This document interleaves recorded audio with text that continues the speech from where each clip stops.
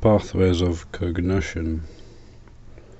According to Buddhadhamma, contact, phassa, is the source of knowledge. All forms of understanding arise as a result of contact, or they arise at a point of contact. That is, knowledge is dependent on cognition, whereby data passes through the 6 spheres, ayatana, or doorways, dwara, of cognition: the eye, ear, nose, tongue, body and mind. If one considers the 6 sense spheres as the starting points of cognition, one can classify knowledge into 2 kinds. 1. Knowledge obtained by way of the 5 sense doors, pancha dvara, the eye, ear, nose, tongue and body. This refers to basic forms of knowledge, i.e., knowing visual forms including colours, sounds, smells, tastes and tangibles, potaba. These can be summarized as earth, patavi, the state of solidity, fire, techo, heat or temperature, and wind, vayu, movement, vibration and tension. 2. Knowledge obtained by the way of the mind door, mano dvara, i.e., knowing mind objects, dhamma ra mana, or dhamma for short. This refers to all of those things known and reflected upon by the mind. For the sake of clarity, the Buddhadhamma divides these into 5 kinds. A. The feeling aggregate, Vedana Khandha. This refers to feeling as something that is known by the mind. The following 4 factors should be understood in the same way. B. The perception aggregate, Sanya Khandha. C. Volitional formations aggregate, Sankhara Khandha. D. Anidasana apatiga rupa, invisible, intangible form included in the classification of mind objects. This is also referred to as refined form, sukha rupa, and it is comprised of 16 factors. The element of cohesion, apo dhatu, femininity, iti bhava, masculinity, purisa bhava, physical basis of the mind, adaya rupa, life faculty, jivitindriya, material quality of nutrition, ahara rupa, nutritive essence, oja, space, akasa, bodily communication, kaya vinyati, verbal communication, vachi vinyati. The 3 qualities of alterability, vikara rupa, levity, lahuta, softness, mudita, malleability, and wieldiness, kama nata, and the 4 material qualities of salient features, lakkhana rupa, growth or enlargement, upachaya, continuity, santati, decay, jarata, and disintegration, anicca. E. The unconditioned element, asankata dhatu, i.e. nibbana. Later Buddhadhamma texts present a more detailed analysis of mind objects, Dhamma Ramana, dividing them into 6 kinds. 1. 5 sense organs, pasada, i.e. the clarity or sensitivity, which acts as the cognitive medium in regard to the eye, ear, nose, tongue and body. 2. 16 kinds of refined materiality, Sukuma Rupa, mentioned in the previous list. 3. Heart, Chitta, mind. 4. Mental concomitants, Cetasika. This corresponds to the feeling aggregate, perception aggregate and volitional formations aggregate mentioned in the previous list. 5. Nibbana. 6. Panyati, established names, labels and designations, for example, earth, mountain, car, person, north, south, cave, pond, island, peninsula, etc. These names and designations may refer to things that truly exist or to things that only exist in the imagination. Whether the things they refer to exist or not, however, these names and designations are timeless and indestructible. A hole going deep into a mountain is called a cave. Wherever and whenever such a hole appears, it is consistently called a cave. The term cave refers to only this specific phenomenon. The actual cave itself and every cave, however, is subject to caving in or being filled in. It is subject to change and transformation. Similarly, that which is called perception arises and passes away and is subject to disintegration. But the label perception does not disappear. Wherever and whenever such a phenomenon arises, it is consistently called perception. If there is a conventional agreement to use this term, the body is subject to decay, but the term body remains constant.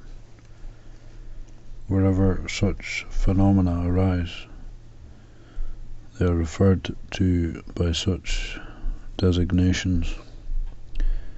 Those people who do not understand the subject of conventional designations may be puzzled or confused when they encounter such phrases as feeling is impermanent or perception is impermanent.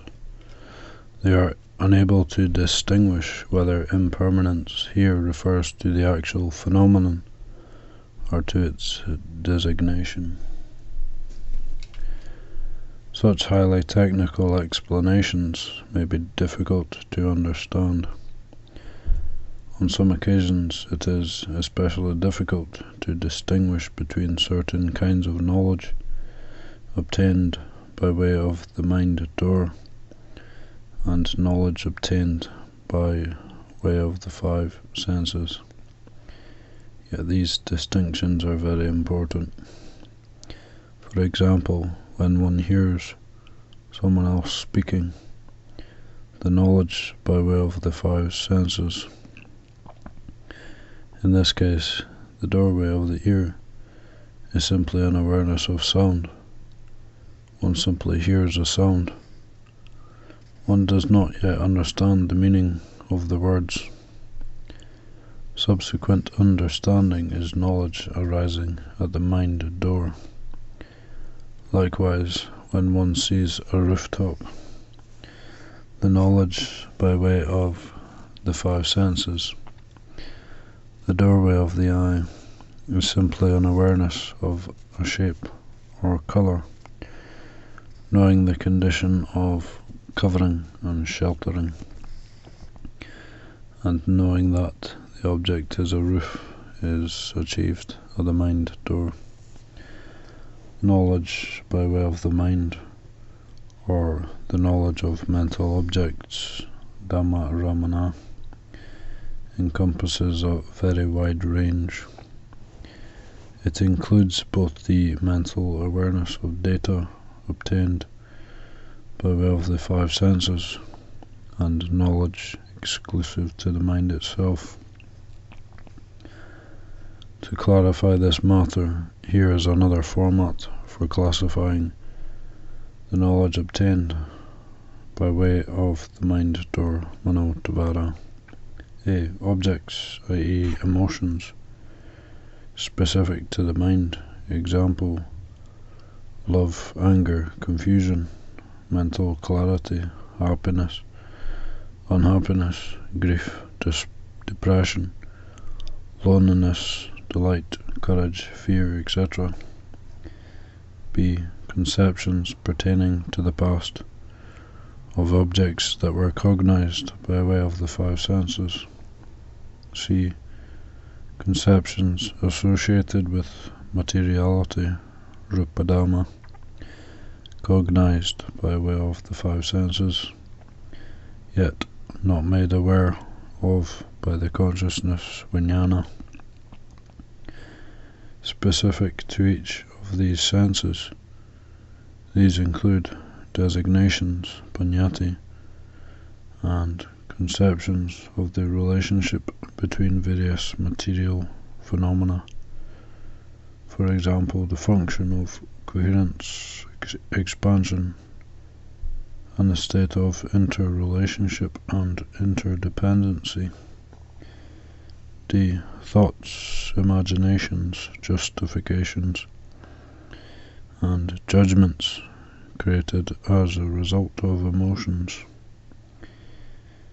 Conceptions pertaining to the past, and conceptions of the relationship between various mental phenomena, along with designations. E. Insight or exceptional knowledge that pervades a luminous mind. For example, when one discerns the true relationship between various factors, a clear understanding arises and one sees into the law of interrelated conditions, or law of reality, law of relativity. This knowledge is referred to as jnana. An example is abhiññā, supreme knowledge. The unconditioned, i.e. nibbana. F. The unconditioned, i.e. nibbana. Note that in the scriptures, the preferred classification of knowledge obtained by way of the cognitive doorways is fourfold. 1. Dita, the seen, i.e. all visible objects, rupa-ramana, and the knowledge obtained by way of seeing and watching. 2. Sutta, the heard, i.e. sounds and knowledge obtained by way of hearing and listening. 3. Mutta, the experienced, i.e. odours, taste, and tangibles, or those things cognized by way of the nose, tongue, and body. 4. Viññāta, the realized, i.e. mind objects, dhamma-ramana, all things known by way of the mind. The first three factors constitute knowledge by way of the five senses. This threefold division is made because seeing and hearing are critical sources of knowledge and involve an extensive range of activity. These two factors are thus distinguished from the rest. The three remaining factors pertaining to the nose, tongue and body share a common attribute. Here, cognition is accomplished when the sense objects, odors, tastes and tangibles literally make contact with the respective sense base. This differs from the eye and the ear, which cognize objects that do not touch the sense base. Visual objects rely on light and sounds rely on waves as the means of conveying information. Technically speaking, the knowledge obtained by way of the five senses is very limited. In this context, however, this knowledge is defined in a broad, general sense. Dita refers both to that which is seen and to all knowledge dependent on the eye and on seeing, including the mind's interpretation of this visual data. Yet this interpretation of data still remains on a direct and basic level, without any additional embellishment. Sutta refers to that which is heard and to all knowledge derived from hearing.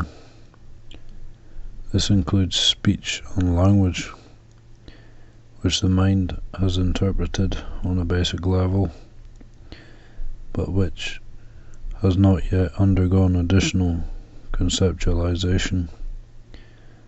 Mutta, too, should be understood in this way. Technically speaking, this knowledge pertaining to the five senses, Dita, Sutta and Mutta, extends as far as perception by way of the five senses. Pancha Dvarika Sanya. All knowledge beyond that is encompassed by the term Vinyata, knowledge dependent on the mind door.